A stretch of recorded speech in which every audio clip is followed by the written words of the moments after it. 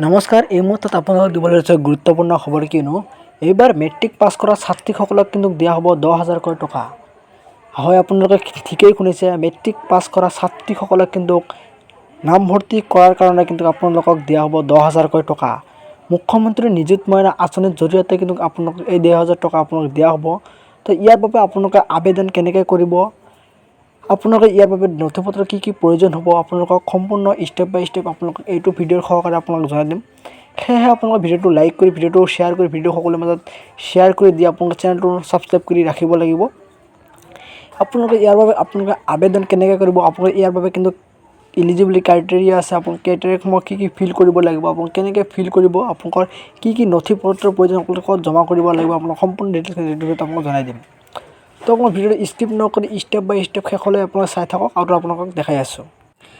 ইয়াত কৈছে মুখ্যমন্ত্ৰী নিযুত মইনা আঁচনি 10 লাখ ছাত্ৰীক নিযুত মইনাক উচ্চতৰ মাধ্যমিক, স্নাতক আৰু স্নাতকোত্তৰ পৰ্যায়লৈকে অধ্যয়ন অব্যাহত ৰাখিবলৈ নামভৰ্তিৰ ক্ষেত্ৰত উদগনি হিচাপে আৰ্থিক অনুদান প্ৰদান কৰা হ'ব।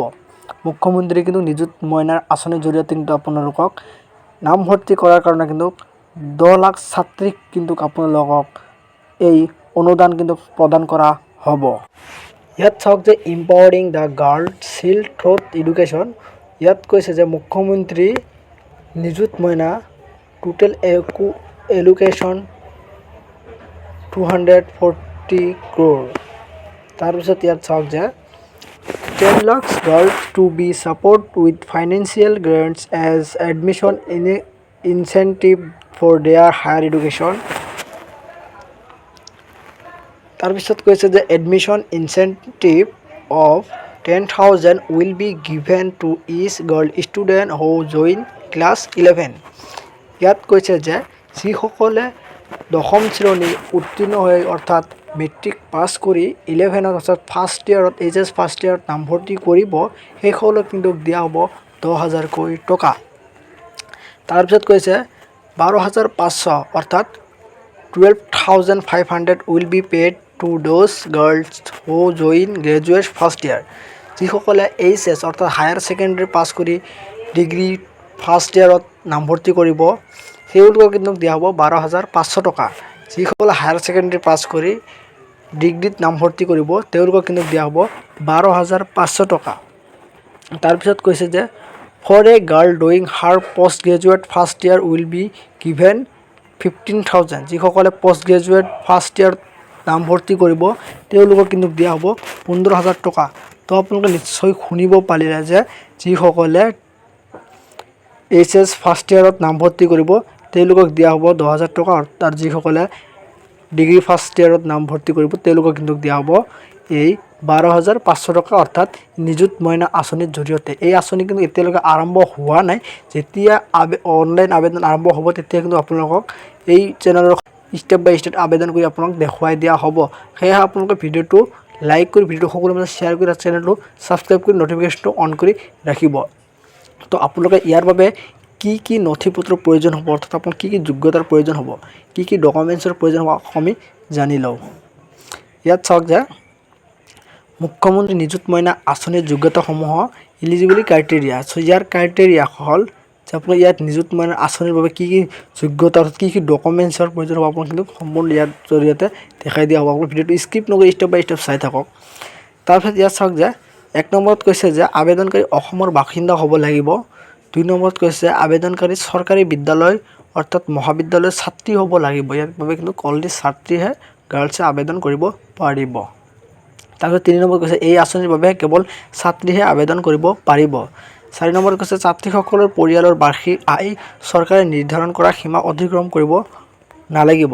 ইয়াত চৰকাৰে এটা এই পৰিয়ালৰ বাৰ্ষিক আয় এটা নিৰ্ধাৰণ কৰিব, সেই বাৰ্ষিক আয়ৰ অতিক্ৰম কৰিব নালাগিব কিন্তু কৈছে চৰকাৰে।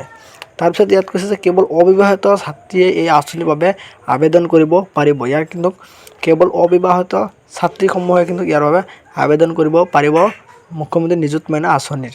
তো আপোনালোকে ইয়াত ইলিজিবিলিটি ক্ৰাইটেৰিয়াসমূহ এইখিনি আছিল। ইয়াৰ বাবে আপোনালোকে ডকুমেণ্টছৰ কি কি প্ৰয়োজন হ'ব, আপোনালোক ডকুমেণ্টছখিনি আপোনালোকে ইয়াত দেখাই দিওঁ। চ' ইয়াত আপোনালোকে চাবলৈ পাইছে মুখ্যমন্ত্ৰী নিযুত মইনা আঁচনি ডকুমেণ্টছ ৰিকুৱাৰ্ড। প্ৰয়োজনীয় নথিপত্ৰ কিন্তু আপোনালোকে এইকেইটা নথিপত্ৰ কিন্তু লাগিব। তো আপোনালোকে এইকেইটা নথিপত্ৰ আপুনি স্ক্ৰীনশ্বট মাৰি থ'ব পাৰে, যাতে আপোনালোকে যেতিয়া আবেদন আৰম্ভ হ'ব তেতিয়া আপোনালোকে এই নথিপত্ৰ কিন্তু আপোনালোকে ৰেডি কৰি ৰাখিব।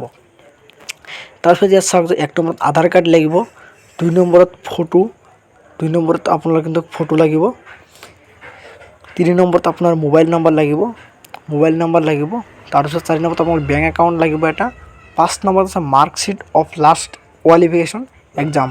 তো আপোনালোকৰ ইয়াত দশম উচ্চতৰ মাধ্যমিক স্নাতক উত্তীৰ্ণ মাৰ্কশ্বিট, যিহেতু আপোনাৰ যদি আপুনি মেট্ৰিক পাছ কৰে তেতিয়া আপোনাৰ মেট্ৰিক পাছৰ মাৰ্কশ্বিট লাগিব, আৰু যদি আপোনালোকে হায়াৰ ছেকেণ্ডেৰী পাছ কৰে আপোনালোকে হায়াৰ ছেকেণ্ডেৰী পাছ কৰা মাৰ্কশ্বিট আপোনাৰ লাগিব।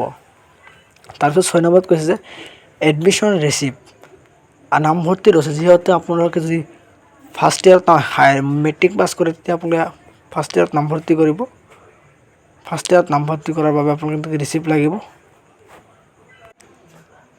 আৰু যদি আপোনালোকে HS পাছ কৰিছে তেতিয়া আপোনালোকে ডিগ্ৰীত যে নামভৰ্তি কৰিব ফাৰ্ষ্ট ইয়াৰত, ডিগ্ৰী ফাৰ্ষ্ট ইয়াৰত, এই ডিগ্ৰী ফাৰ্ষ্ট ইয়াৰত এইসকল কিন্তু আপোনাৰ ৰিচিপ্ট দিব, এডমিশ্যন ৰিচিপ্ট, এই এডমিশ্যন ৰিচিপ্ট কিন্তু আপোনালোকে লাগিব। তাৰপিছত 7 নম্বৰত আপোনাৰ ডমিচিয়েল চাৰ্টিফিকেট লাগিব। তো আপোনালোকে কিন্তু এইকেইটা নথিপত্ৰ লাগিব, আৰু আপোনালোকে এইকেইটা যোগ্যতা কিন্তু আপোনালোকে মানিব লাগিব। সেই এতিয়া আপোনালোকে এতিয়া আবেদনটো আপোনাৰ আৰম্ভ যেতিয়া হ'ব তেতিয়া কিন্তু আমি আপোনালোকক এই চেনেলৰ মাধ্যমে কিন্তু আপোনালোকক জনাই দিম। সেয়ে আপোনালোকে ভিডিঅ'টো লাইক কৰি ভিডিঅ'টো সকলোৰে মাজত শ্বেয়াৰ কৰি চেনেলটো ছাবস্ক্ৰাইব কৰি ৰাখিব। যেতিয়া আবেদন আৰম্ভ হ'ব তেতিয়াই আপোনালোক যাতে আমি নটিফিকেশ্যনটো আপোনাৰ মোবাইলত যাব তেতিয়া আমি ভিডিঅ'টো আপলোড কৰিম। তো আজিৰ ভিডিঅ'টো এইখিনিতে, আকৌ লগ পাম।